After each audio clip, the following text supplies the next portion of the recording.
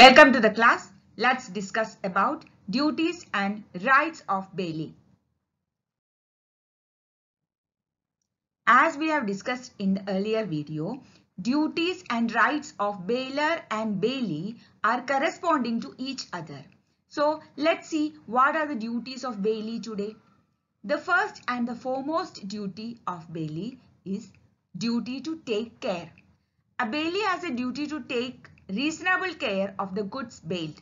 Reasonable care means care which the reasonable person, that means a prudent man of average intelligence, would have taken.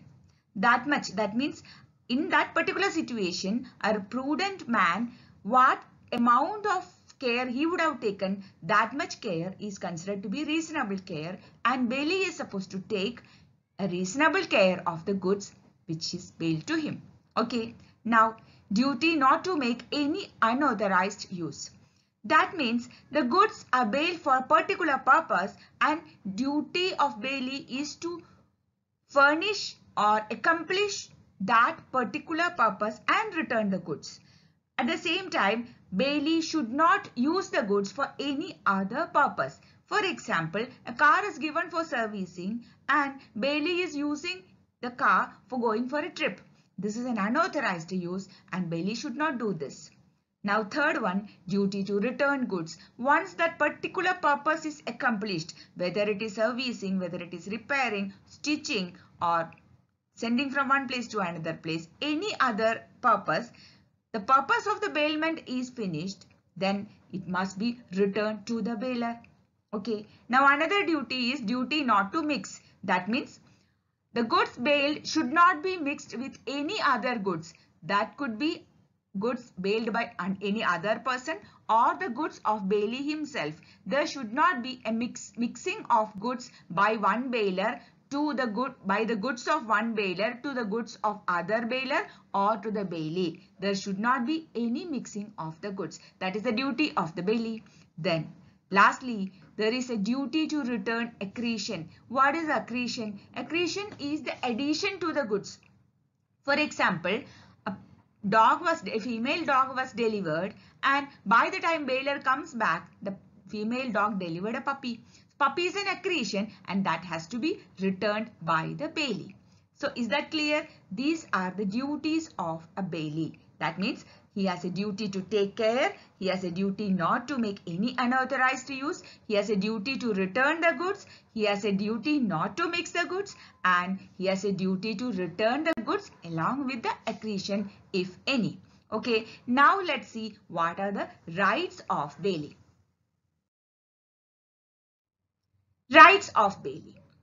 The first right of a bailee is right to claim damages in case any injury happen due to the non-disclosure by the bailor. In the earlier video, we have seen bailor has a duty to disclose everything about the goods. And in case if the bailor did not disclose and because of which bailee suffered any injury, bailee has damages. Okay. Now, right to be indemnified in case if any loss occurs to the bailee. Bailee has got a right to be indemnified. But at the same time, let me tell you that this particular right to be indemnified varies. That means the degree of this right depends on whether the bailment is a gratuitous bailment or a non-gratuitous bailment. But at any point of time, if there are extraordinary damage which happen, that means, for example, A has taken a car. A has hired a car for going from Bombay to Shirdi. Okay, for example. So on the way, due to some serious problem of the brake, the car had to be stopped and he had to take it to a repair shop and major repairing work had to be done. Okay. This is an extraordinary expense which is incurred by the bailee. So bailee can claim this. This is a particular loss which he has suffered and the bailor has to indemnify this loss definitely. Okay, but other kind of expenditure which bailey incurs, whether it has to be indemnified or not, will depend upon the nature of the contract and the terms of the contract as well. Okay, but at the same time, any extraordinary expenses, remember, extraordinary expenses must be indemnified by the bailey, by the bailor, sorry. Okay, now, right to return the goods. See, bailment is a temporary transfer of possession, we have seen, and therefore once the purpose is over, bailey has a right to return the goods. The goods should not be a burden for the bailey. Bailor must take back the goods, and bailey has a right to demand that bailor take back the goods. Okay. Now, at the same time, if the bailor doesn't turn up to take back the goods, bailey has another right to deliver. That means he can deliver the goods to anyone who is a co-bailor or any other joint owner of the goods.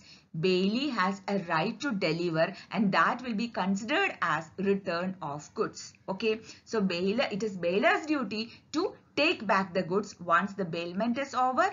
If not so, bailey has a right to deliver the goods to any other person who is a joint owner of the goods. Okay. Now, the most important right of a bailey is right to particular lien. A lien is a right to retain the goods belonging to somebody else. Generally, you don't have a right to retain goods belonging to somebody else. But this is a special situation where the bailey can retain the goods belonging to bailor against the charges. For example, if you are given a dress for stitching, unless and until you pay the stitching charges, the bailey, that means the tailor, can refuse to deliver back the goods. The goods still belongs to you, but bailey can demand the payment by retaining the goods which actually belongs to you. Okay, this right is known as lien, right of lien. In case of bailment, there is a right of particular lien. That means bailey can retain only those goods against which a charge is pending. Okay. Whereas a bailey does not have general lien, whereas that means he cannot retain any other goods belonging to the bailor, but he can retain those goods against which a charge is pending. This is a special right of a bailey. Okay, so what are the rights of the bailey? He has a right to claim damages, he has a right to be indemnified, he has a right to return the goods and deliver the goods, and he has a right to particular lien. Okay. Now we are going to talk about termination of bailment. When a termination of bailment happens, as we have seen in every contract, death discharges the contract. Okay, so in contract of bailment also, death of bailor or bailey discharges a contract of bailment generally. Okay, now inconsistent use of goods by the bailey gives the bailor a right to terminate the contract prematurely. Okay, now expiry of the term. For example, goods were delivered for a particular period of time, and once that period of time is over, the bailment is also over. That means the contract is terminated. Okay, realization of purpose. As I told you, generally bailment is for a particular purpose. That purpose is achieved, bailment is over. For example, you are given a dress for stitching. The dress is stitched. Purpose is accomplished. So, the bailment is also over. Then the last one is subject matter destroyed.